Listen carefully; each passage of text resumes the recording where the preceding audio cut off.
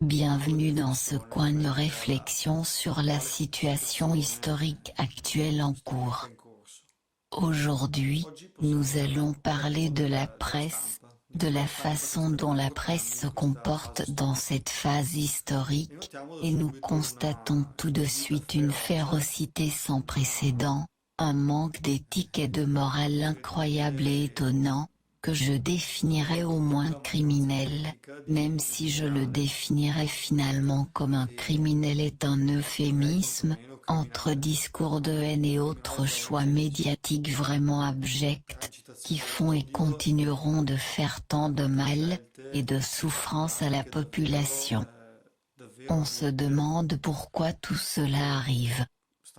Mais la réponse est simple, la presse généraliste a dû endosser d'emblée une version institutionnelle très alarmiste, mais aussi exaspérée soit-elle, au début de la pandémie, c'était quand même une version dont on pouvait revenir, une pourrait utiliser des excuses qui sauvent la face, car il y avait encore une légitimité d'alarme et l'époque nous permettait aussi de poursuivre un récit de ce genre. Mais maintenant avec l'accumulation de mensonges au fil du temps, car au fil des mois, et puis les années, tous ces mensonges se sont accumulés et continuent à dire maintenant que ce n'est pas vrai, tout ce qui a été dit jusqu'à présent, y compris les accusations qui ont été portées contre la population qui n'est pas d'accord avec le récit institutionnel, ne peut plus être fait,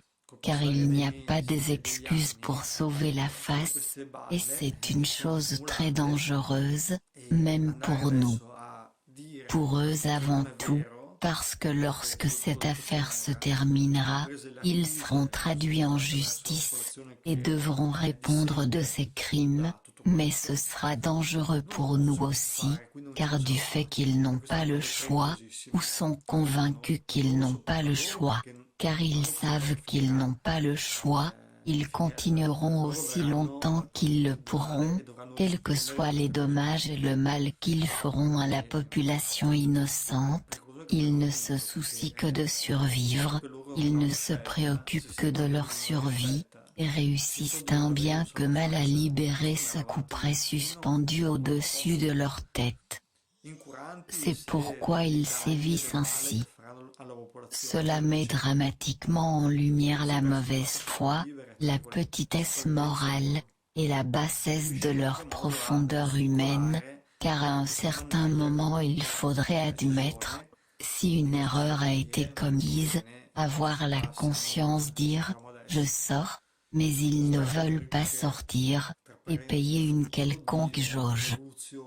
Ils sont déterminés, et insouciants de toutes sortes de conséquences, non seulement pour faire avancer ce récit, mais aussi pour punir quiconque le remet en question.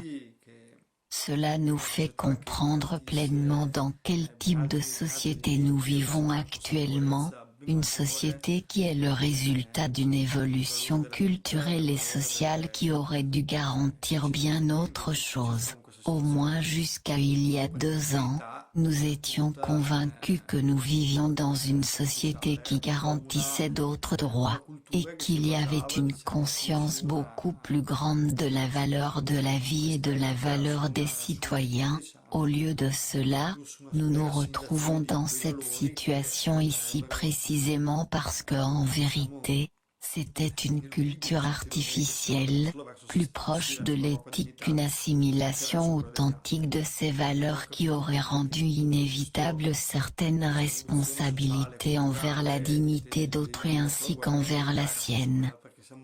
Nous avons donc compris que toute cette évolution culturelle et sociale survenue dans les années après la dernière guerre était fausse, car en fait nous sommes revenus non seulement au point où nous étions avant, car c'est la même situation que nous avons vécue pendant le nazifascisme, mais même nous sommes revenus après tout ce qui a été dit et fait, surtout, et malgré tout ce type de culture qui s'est créé après la Seconde Guerre mondiale, nous sommes revenus à cela.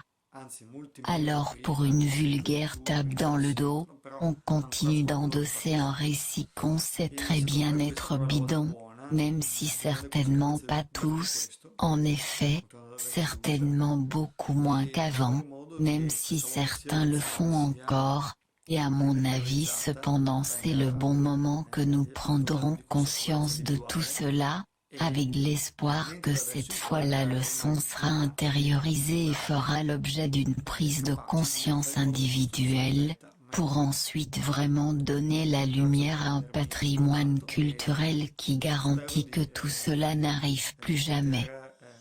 Je vous remercie de m'avoir écouté, et j'espère pouvoir bientôt laisser d'autres messages inhérents à ce moment historique très délicat.